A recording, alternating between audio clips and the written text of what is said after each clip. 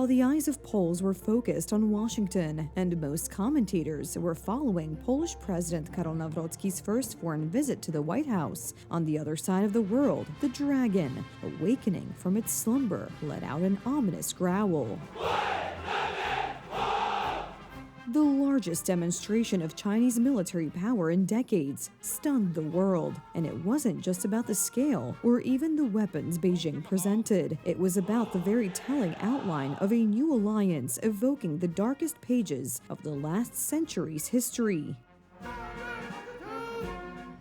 Looks like we've lost India and Russia to deepest, darkest China. May they have a long and prosperous future together. Sign this. This sarcastic social media post by the American president captures the essence of the complicated situation in which not only the United States, but also the free Western world finds itself. Analysts have no doubt that the strengthening of cooperation, mainly between Beijing and Moscow, is a prelude of a geopolitical earthquake. Russia, China, and North Korea are under pressure by the United States. All three are under the U.S. sanctions, various kinds, whether it's export controls or comprehensive sanctions with regard to Russia and North Korea. And all three have the reasons to believe that the U.S. is an adversary. So when the three are meeting, it's natural to believe that they all talk about how to push back against the U.S. The Americans are well aware of this, hence the ongoing review of their defense spending around the world, hence the revolutionary changes in defense doctrine. The symbol that best reflects what is happening behind the scenes in the U.S. administration today is the renaming of the Department of Defense to the Department of War. I think it's a much more appropriate name, especially in light of where the world is right now. We have the strongest military in the world. We have the greatest equipment in the world. We have the greatest manufacturers of equipment by far. There's nobody to even compete. This is, of course, the only possible response from the American president that the world can hear. But both the White House and the Pentagon know that the gauntlet has been thrown down.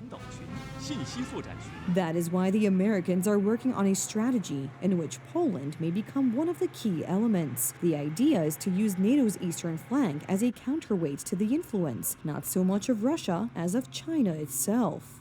In the face of a new dangerous phase of Russia's war in Ukraine and the strengthening of China's strategic alliance with Moscow, the United States should seek to maintain the credibility of its deterrence doctrine. The threats in Europe and Asia are inextricably linked. If Moscow succeeds in Ukraine, Beijing will see it as a green light to escalate in the Indo-Pacific region. Containing Russia and Europe is therefore crucial for global deterrence against China. Looking at the American approach to Ukraine, it seems that in the face of the failure of efforts to bring about peace and draw Moscow away from Beijing, the White House may realistically commit to supporting Kiev.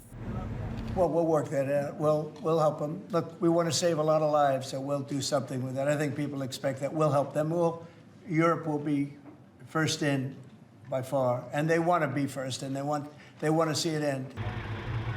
Poland can use this in two ways. One is to offer to build permanent American bases in Poland in exchange for a possible reduction or elimination of bases in Germany and Italy, thus significantly shifting the pressure on Moscow. The current rotational presence is in a sense a burden for the United States and does not give us all the benefits it should, so it is difficult to understand why we have not fought for a permanent presence all these years. The second option is energy security, which the Polish president also discussed with the Americans during his visit to Washington. Poland meets 20% of its gas demand through imports from the United States, but our infrastructure makes it possible to supply this gas to the whole of Central Europe as part of the Three Seas initiative. In this regard, Poland may have a very important role to play, not only for the Americans, but for Europe itself. All the more so, because in the energy context, even Brussels admits that the West is in a sense mediating in Russia's invasion of Ukraine. Not only has Putin weaponized energy against us, blackmailed member states, we are actually also indirectly helping finance Putin's war, and that needs to stop. And if President Trump agrees to that, then that is only a welcome support, because that is certainly our main objective.